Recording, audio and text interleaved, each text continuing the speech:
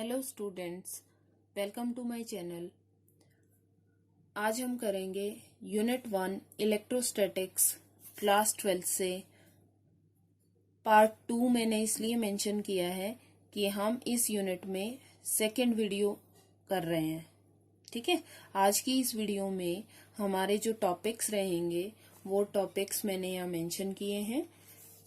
Unit of electric charge, electrostatic series, classifications of conductors, insulators and semiconductors, dielectric strength and methods of charging। हम इन topics को detail में करेंगे one by one. सबसे पहले first unit पर आते हैं, फर्स्ट टॉपिक पर आते हैं, unit of electric charge. Unit of electric charge, SI unit of charge is coulomb. ठीक है, इसको रिप्रेजेंट करते हैं कैपिटल C से। कैपिटल C इसका सिंबल होता है और नेम क्या है? कूलम्ब। कूलम्ब फिजिसिस्ट हैं जिन्होंने इलेक्ट्रोस्टैटिक्स में बहुत काम किया है, उनके ओनर में इसकी यूनिट दी गई है कूलम्ब। ठीक है, इन सीजीएस सिस्टम दो यूनिट्स होती हैं, इलेक्ट्रोस्टैटिक यूनिट और इलेक्ट्रोमैग्नेटिक यूनिट। इलेक्ट्रोस्टैटिक यूनिट है stat coulomb. Stat coulomb, static means stat coulomb, ये आपको लर्न करना पड़ेगा। The electromagnetic unit of charge is ab coulomb. ठीक है, एब। मैं थोड़ा सा याद करने की ट्रिक रखती हूँ कि मैग्नेटिक फील्ड आपने स्टूडेंट्स किया होगा क्लास 10th में। हम मैग्नेटिक फील्ड को रिप्रेजेंट करते थे बी सिंबल से, और इलेक्ट्रिसिटी का सिंबल क्या है? एम्पियर। ठीक है, तो मेरा ये रिलेट करने का तरीका है, ऐसा कोई लॉजिक नहीं है। तो आप थोड़ा सा अच्छे से ध्यान रखें कि इलेक्ट्रोमैग्नेटिक यूनिट क्या होती है? एब कूलम्ब। इलेक्ट्रोस्टैटिक यूनिट क्या होती है? Stat coulomb. 1 कूलम्ब में कितने स्टैट कूलम्ब होते हैं? 3 × 10⁹ स्टैट कूलम्ब। ठीक है, और 1 कूलम्ब में ही 1/10 एब कूलम्ब होता है। आप देख सकते हैं यहाँ से एब कूलम्ब बड़ा है कूलम्ब से और स्टैट कूलम्ब छोटा है। क्योंकि लेफ्ट हैंड साइड इक्वल है तो हम राइट हैंड साइड को इक्वल करके इन दोनों का आपस में रिलेशन भी निकाल सकते हैं। थोड़ा सा ध्यान दीजिए, इलेक्ट्रोस्टैटिक यूनिट को हम ESU से रिप्रेजेंट कर रहे हैं, इलेक्ट्रोमैग्नेटिक यूनिट को हम EMU से रिप्रेजेंट कर रहे हैं। तो 1 EMU will be equal to 3 × 10⁻10 ESU। ठीक है, समझ आ गया होगा आई होप आपको। अब हम सेकंड टॉपिक पर बढ़ते हैं। सेकंड टॉपिक क्या था? Electrostatic series. Electrostatic series students हमने ये पता लगाने के लिए किया था कि जब भी दो सब्सटेंस एक दूसरे के साथ रब किए जाएंगे तो वो चार्ज होंगे, और एक पे एक तरह का चार्ज आएगा, दूसरे पे ऑब्वियस दूसरी तरह का चार्ज आएगा। तो उनमें से कौन सी पॉजिटिव चार्ज एक्वायर करेगी बॉडी, कौन सा नेगेटिव चार्ज एक्वायर करेगी, हमें सिर्फ ये पता करना है। ठीक है, तो उसके लिए एक सीरीज डिजाइन की गई और इस सीरीज को क्या नाम दिया गया? Electrostatic series.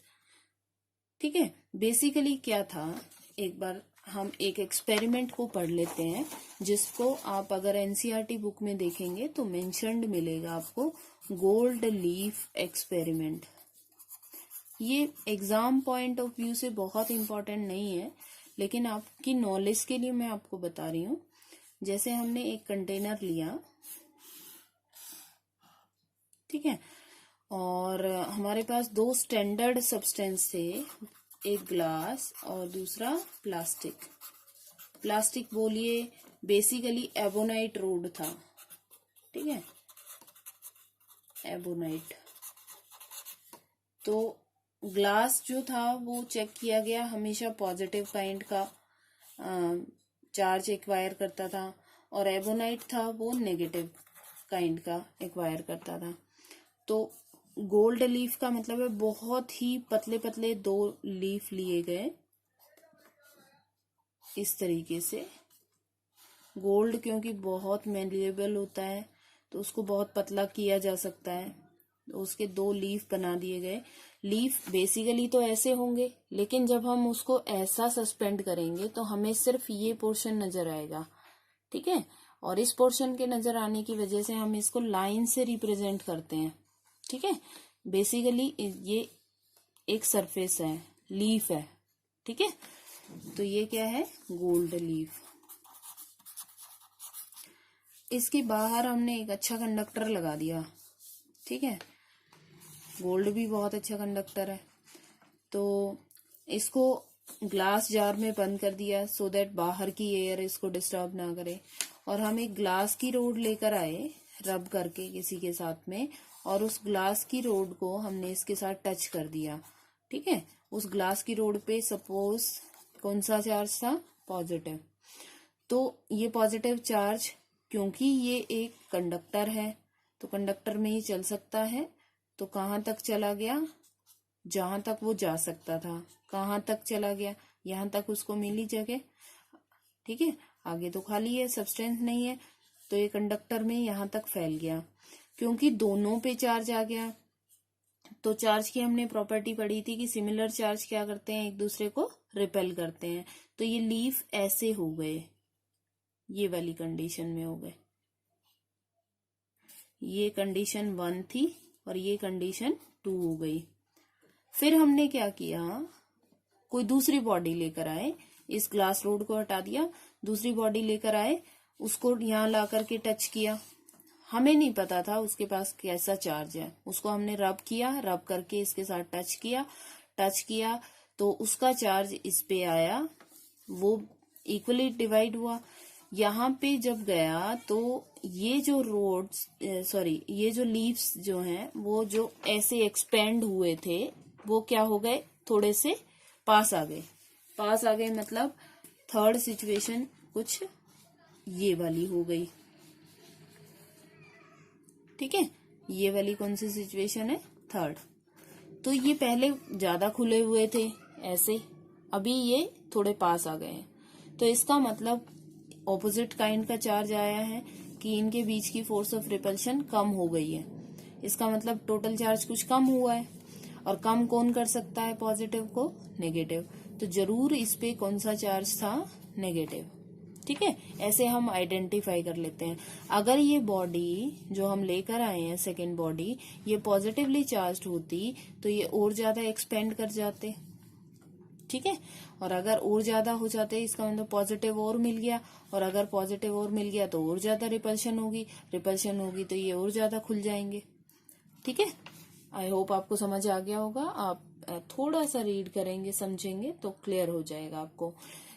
तो इस तरीके से हमने डिफरेंट बॉडीज को रब किया, और इस सेटअप से हमने पता लगाया कि उस बॉडी पे कौन सा चार्ज है, पॉजिटिव है या नेगेटिव है।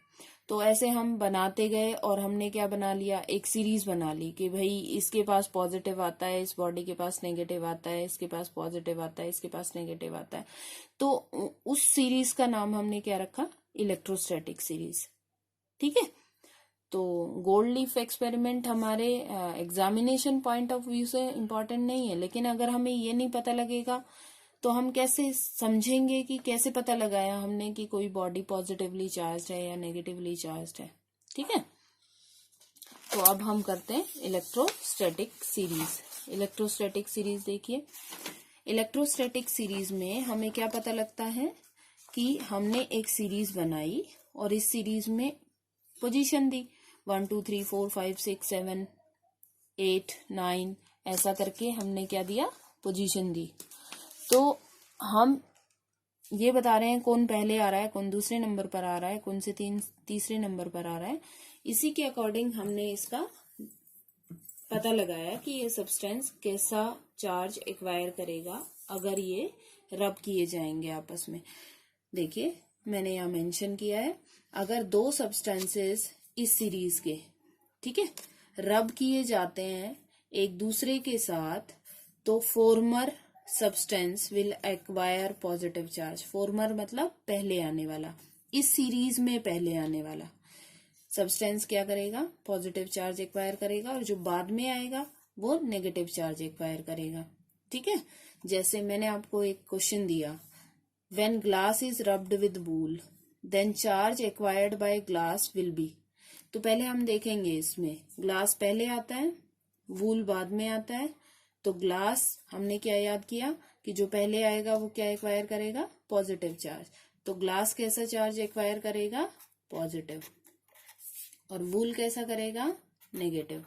अब हमने लर्न नहीं कर लेना है कि वूल हमेशा नेगेटिव ही करेगा, इसीलिए मैंने सेकेंड एग्जाम्पल दिया कि when wool is rubbed with resin then charge on wool will be. Wool की पोजीशन देखिए, 3rd पर है और रेसिन 8th पर है। तो हम क्या पता लगाएंगे कि भाई वूल पहले आ रहा है और रेसिन बाद में आ रहा है।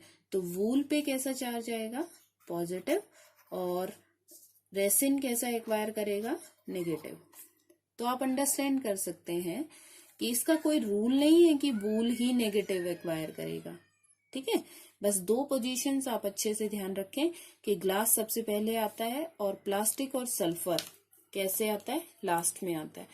तो ग्लास किसी के साथ भी रब किया जाएगा तो हमेशा पॉजिटिव चार्ज एक्वायर करेगा, और सल्फर या प्लास्टिक किसी के साथ भी रब किया जाएगा तो क्या होगा, वो नेगेटिव चार्ज एक्वायर करेगा। ठीक है, इसके अलावा ये कोई भी फिक्सिंग नहीं है। जैसे फ्लैनल जब ग्लास के साथ रब किया जाता है तो फ्लैनल नेगेटिव चार्ज एक्वायर करेगा, लेकिन फ्लैनल जब सिल्क के साथ रब किया जाएगा तो फ्लैनल पॉजिटिव चार्ज एक्वायर करेगा। तो आपने बस ये याद रखना है, पहले तो ये सीरीज याद रखनी है आपने, glass, flannel, wool, silk, hard metal, hard rubber, wax, resin and sulphur. ठीक है, इसको अच्छे से लर्न कर लेना, और उसके बाद हम ध्यान रखेंगे कि कौन पहले आ रहा है और कौन बाद में आ रहा है। तो इस रूल को हम अच्छे से याद रखेंगे। ठीक है, अब हम नेक्स्ट टॉपिक पे बढ़ते हैं। नेक्स्ट टॉपिक क्या है हमारा, classification of conductors, insulators and semiconductors. ठीक है, ये देखिए मैंने यहाँ नोट किया है, कंडक्टर्स, इंसुलेटर्स, सेमीकंडक्टर्स। तो ये आप क्लास 10th में भी पढ़ के आए हैं। Materials in which electrons can move easily and freely. आप चार्ज भी यूज कर सकते हैं यहाँ पे वर्ड।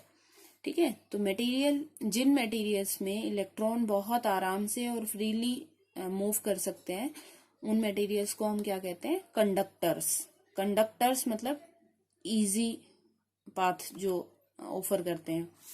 फॉर एग्जाम्पल आपको 1 और 2 एग्जाम्पल्स इसके ध्यान रखने हैं। मेटल्स, ह्यूमन बॉडी मैंने मेंशन किया है, आप पढ़ सकते हैं। इंसुलेटर्स, इंसुलेटर्स वो मटेरियल है जिसमें इलेक्ट्रॉन्स फ्रीली या इजीली मूव नहीं कर सकते। सेमीकंडक्टर्स क्या है, सेमीकंडक्टर्स हैं वो मटेरियल्स जो कन्वर्ट हो जाते हैं इंसुलेटर से कंडक्टर में, लेकिन अंडर सम फिजिकल कंडीशंस, मतलब कोई कंडीशन लगानी पड़ती है हमें, उस कंडीशन के बाद ही वो कन्वर्ट होते हैं, अदरवाइज वो एक ही तरह का बिहेवियर रखते हैं। लेकिन स्पेशलिटी है कि वो इंसुलेटर से क्या बन जाएंगे, कंडक्टर।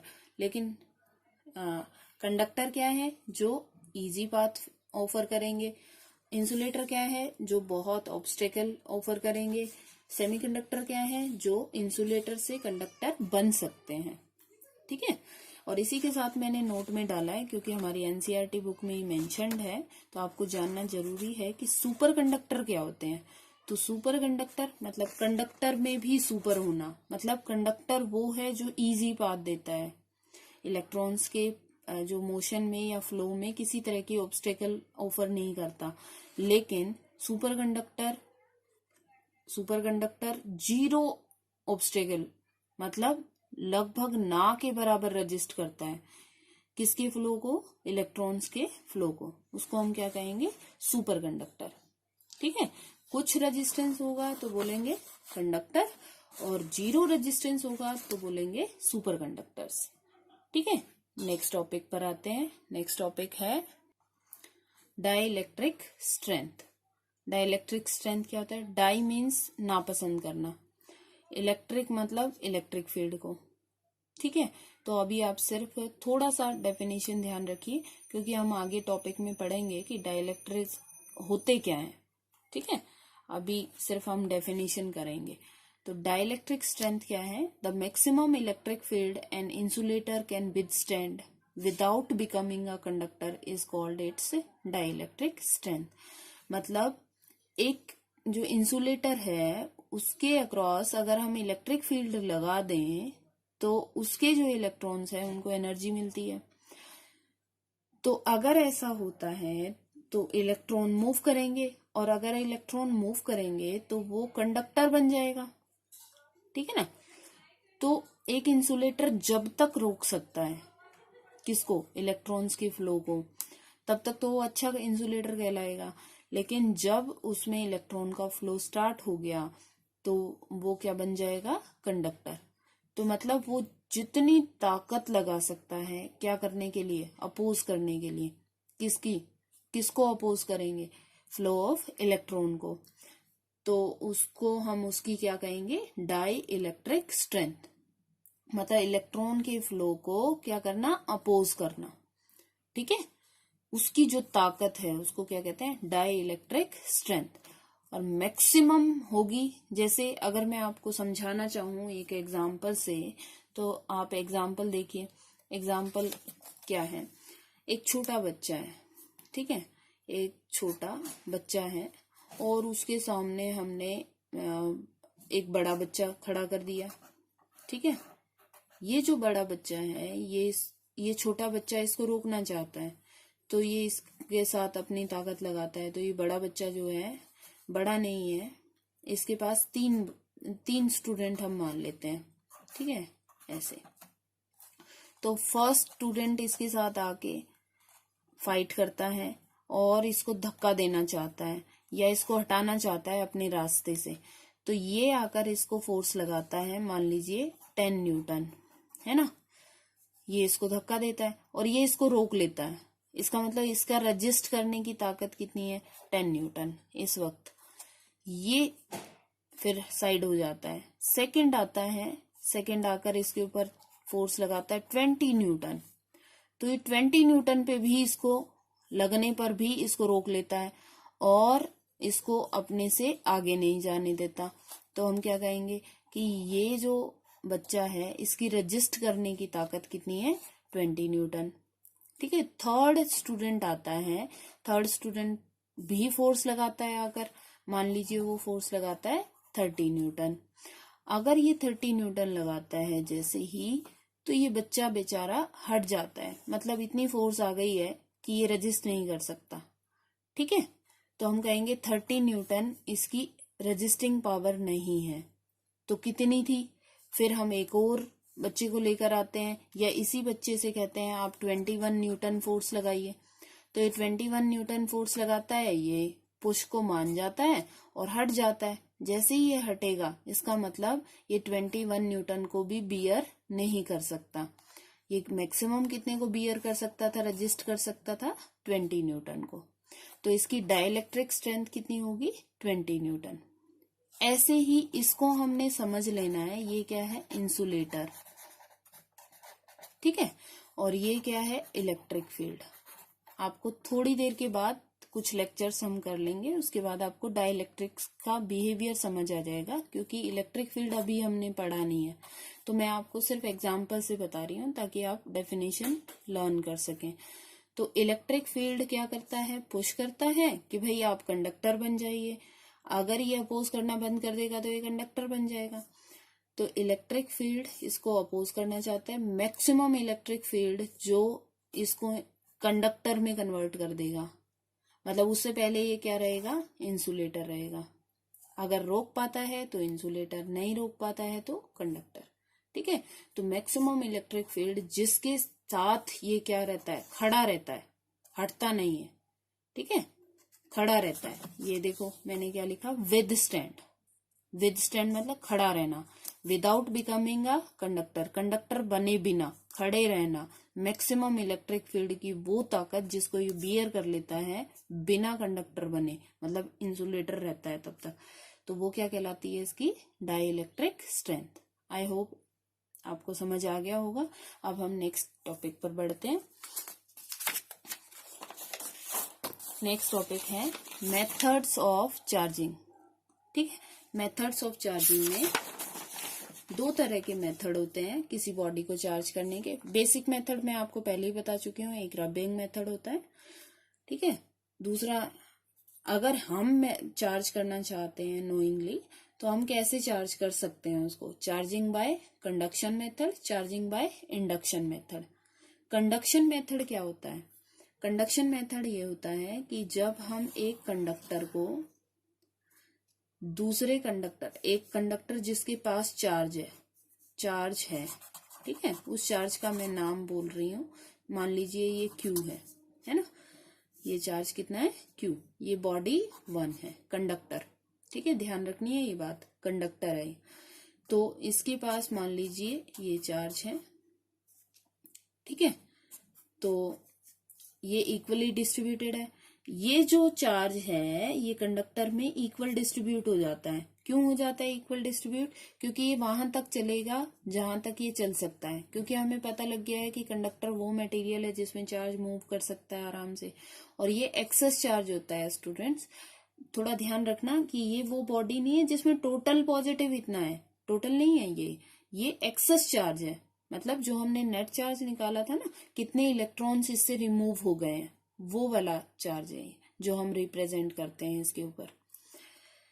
दूसरी एक बॉडी है जो अनचार्ज है, इसको हम क्या कहेंगे? अनचार्ज है। हम क्या करते हैं, इन दोनों को कांटेक्ट में लेकर आते हैं। ये दोनों क्या आ गई? कांटेक्ट में।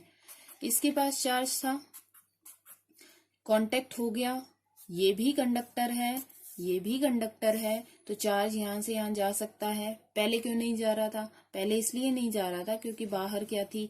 एयर, तो ये एयर में नहीं जा सकता था क्योंकि वो तो इंसुलेटर होती है। ये कौन मिल गया इसको? कंडक्टर। तो ये वाले जो कांटेक्ट से ये चार्ज यहां से यहां मूव करेगा। क्यों मूव करेगा? क्योंकि ये बाकी चार्ज मिलकर एक दूसरे को क्या कर रहे हैं? रिपेल कर रहे हैं। तो ये एक चार्ज को धक्का दे करके यहाँ पहुंचा देंगे। अगर ये इसको रिपेल करके यहाँ पहुंचा देते हैं तो ये कहाँ तक जा सकता है? तो ये यहाँ तक जा सकता है। तो मैं दूर भी इसको शो कर सकती हूँ, आप समझ सकते हैं इसको। अब एक चार्ज चला गया यहाँ पर, बाकी भी तो हैं, तो इस चार्ज को ये मिलकर रिपेल करते हैं, तो 2 चार्ज हो जाते हैं यहाँ पर। तो यहाँ पर कितने चार्ज बचे? 4। जब ये 4 बचे तो अब ये 3 मिलकर इसको धक्का दे रहे हैं और ये दोनों मिलकर इसको धक्का दे रहे हैं इस तरफ। ये कहते हैं इस तरफ जाइए, ये कहते हैं इस तरफ जाइए। तो किस तरफ जाएगा? तो हम बोलेंगे जिसकी भी ताकत ज्यादा होगी, फोर्स ज्यादा होगी। तो ये 3 धकेल रहे हैं और ये 2 धकेल रहे हैं, 2 रिपेल कर रहे हैं। तो ये चार्ज यहाँ मूव कर जाएगा और इस बॉडी पर कितना चार्ज आ गया? जितना इस पर टोटल चार्ज था Q, अब यहाँ पर चार्ज हो गया Q/2 और यहाँ पर भी चार्ज हो गया Q/2, और अब इस बॉडी के पास चार्ज आ गया।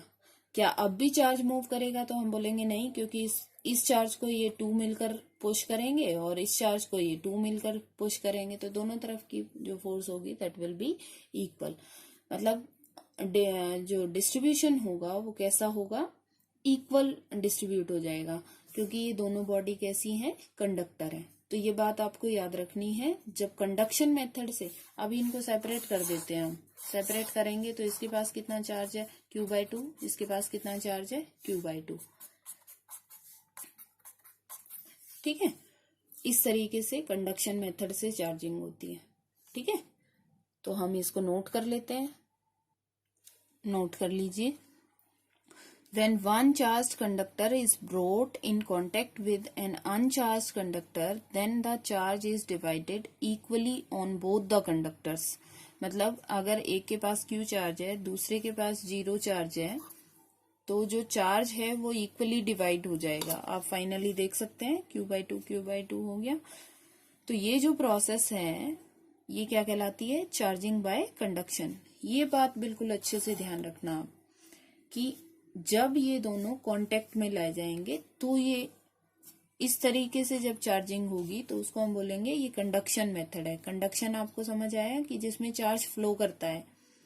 ठीक है, तो चार्ज यहां से यहां गया ना, ठीक है, और कंडक्ट कर रहा है, दोनों कंडक्टर्स हैं, ये बात ध्यान रखनी है आपको। सेकंड जो मेथड है वो चार्जिंग बाय इंडक्शन मेथड है। इंडक्शन शब्द का मतलब होता है अपने आप आना, ठीक है।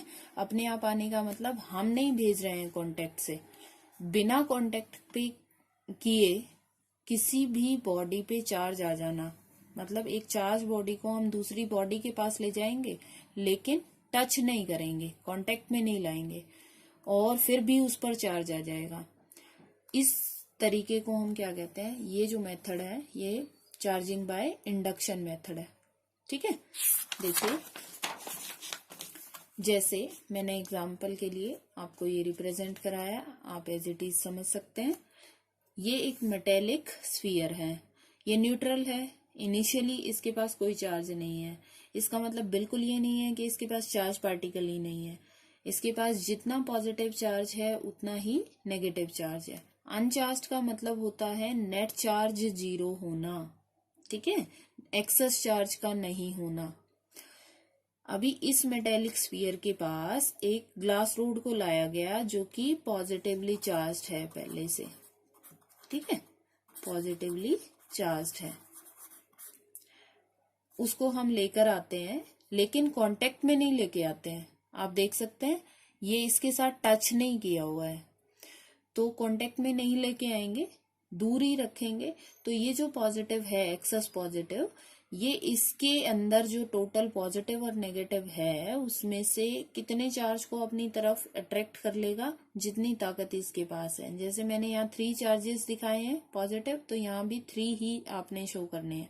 ऐसा नहीं कि यहाँ पे 3 पॉजिटिव हैं और यहाँ पे आप 30 शो कर रहे हो, ठीक है।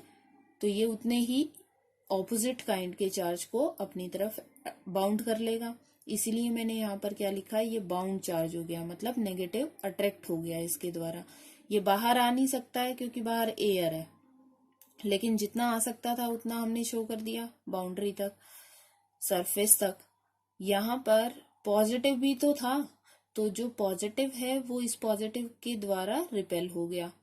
रिपेल होकर ये भी सरफेस पे जाके रुक जाता है। क्यों रुकता है? क्योंकि बाहर एयर है, एयर में ये जा नहीं सकता, लेकिन जाने के लिए रेडी है।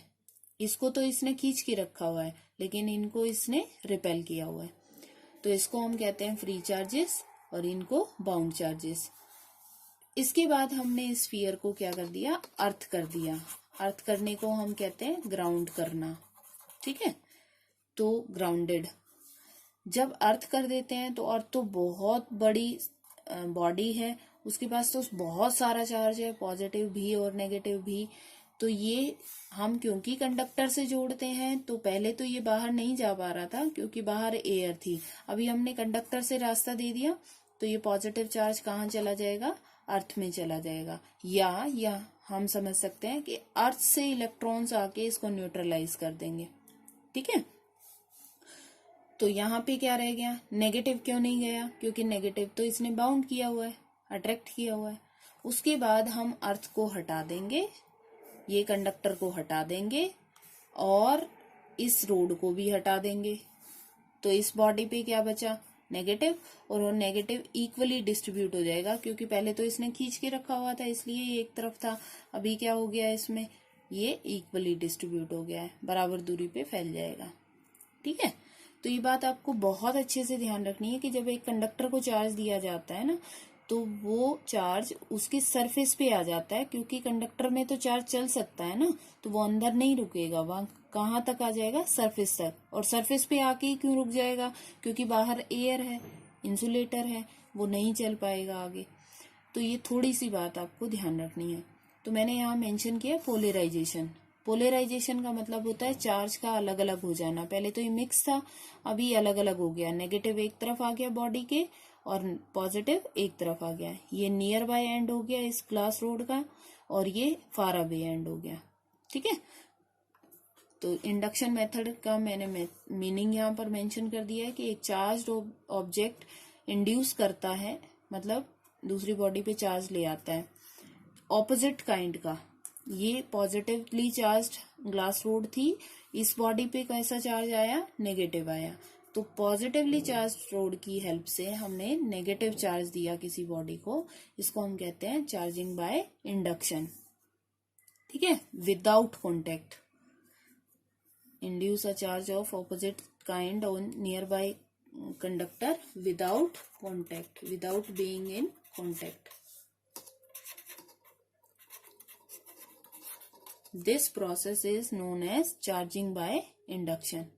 इसी में साथ ही साथ मैंने नोट दिया है, आप ध्यान से देखिए इसको, कि इस मेथड में चार्ज जो फर्स्ट बॉडी पे है वो सेम रहता है। अगर यहाँ पे चार्ज इसके पास Q था ना, तो अभी भी लास्ट में इसके पास कितना है, Q ही है, और इसके ऊपर भी कितना आया, Q ही आया, लेकिन नेगेटिव काइंड का।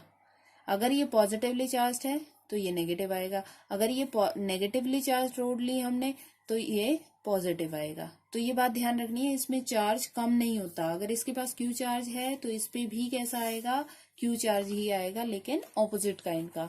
जबकि कंडक्शन मेथड में ऐसा नहीं होता है। दोबारा देखिए, कंडक्शन मेथड में क्या होता है, इसके पास जितना चार्ज होता है ये ही हाफ हो जाता है, डिवाइड हो जाता है इक्वली, जब ये दोनों कॉन्टेक्ट में आते हैं। ठीक है, आई होप आपको समझ आ गया होगा। एक बार फिर से हम रिवाइज कर लेते हैं इसको, कौन से टॉपिक हमने किए। देखिए, unit of electric charge, unit of electric charge, तो हमने दोनों तरह की यूनिट्स पढ़ी, आप यहाँ देख सकते हैं।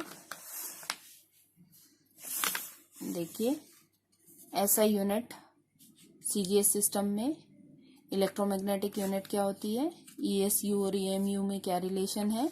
उसके बाद हमने पढ़ा इलेक्ट्रोस्टैटिक सीरीज क्या है, आप इसको अच्छे से नोट कर लेंगे। आई होप आपको समझ आ गया होगा कि इस सीरीज में जो पहले आएगा सब्सटेंस वो पॉजिटिव चार्ज एक्वायर करेगा, जो बाद में आएगा वो नेगेटिव चार्ज एक्वायर करेगा। ठीक है, इसके बाद हमने क्या किया, इसके बाद हमने classification of conductors, insulators and semiconductors किया। आप इसको नोट कर लेना अच्छे से, ताकि आप डेफिनेशन भी हो और आपके नोट्स भी प्रिपेयर हो जाएं साथ साथ। डाइलेक्ट्रिक स्ट्रेंथ, इसके बाद हमने क्या किया, चार्जिंग के मेथड्स, पहला कंडक्शन मेथड और दूसरा इंडक्शन मेथड। आई होप आपको पांचों टॉपिक्स अच्छे से आ गए होंगे। फिर भी अगर आपको कोई डाउट है तो आप क्वेश्चंस पूछ सकते हैं। Thank you.